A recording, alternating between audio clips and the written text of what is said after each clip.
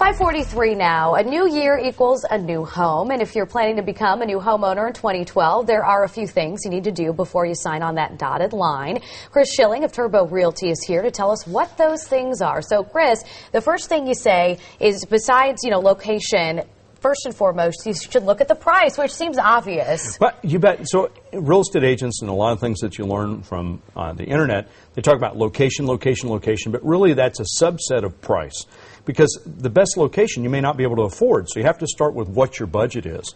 So we tell people, let's figure out how much it is that you can afford. Generally, it's a third of your income, so 28%. As your income goes up, you can do more, but a third for your home, a third for the government, and then a third for your savings and your other expenses. So a third of your income, generally, you can apply towards that cost. So what we try to do is that once you establish the price, now you can back into what kind of homes that you can afford.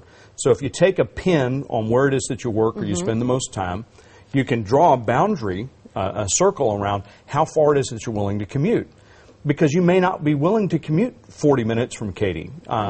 Maybe your tolerance for pain is a little bit less, and so you want to figure out how far it is that you're willing to drive. And then also you got to research those areas, and you say drive around the area. That is so important, even if you're apartment hunting, I found. You bet. Once you've established how far it is that you're willing to go out, then you can identify the neighborhoods that are in your price range. And so go visit those neighborhoods, go drive around them, get a sense of, is this a place that I'd like to live? Are they close to the amenities that I want?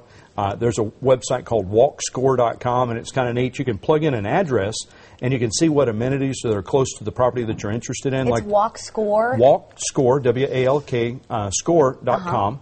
And so it will it'll put a numerical value on things like supermarkets, health care, the fire department, how close are those things to the home that you're looking at. That's great. All right, and then also realtors specialize in certain areas. People may not be aware of that. You bet. So just because, the real estate agent, is a fantastic real estate agent inside the loop, they may not be the right real estate agent for you in Katy or Clear Lake. So you really need to find out what neighborhood that you're going to be interested in, and then find a real estate agent that specializes in that area. That way you're getting the best counsel. And then you can also ask that realtor once you find one for a lender, good recommendations. You bet. So a lot of times what folks will do is they'll go to bankrate.com and they'll just pick the cheapest guy that's out there. The problem is that once you get to closing and they stop returning the phone calls, you really need to have someone that's reputable. So ask your real estate agent for somebody that they've worked with in the past so that they know that you're going to get across the finish line and get good answers. Now, are people getting good prices on homes? What's the market looking like right now? The market's been pretty solid. I mean, we've seen, great prices. Our market didn't really go up like the California market or the Florida market, so it hasn't really gone down. So again, prices are very stable inside the loop. Homes are selling pretty quickly. As we go outside the loop, they're still taking about 84 days on market to sell. That's about the average.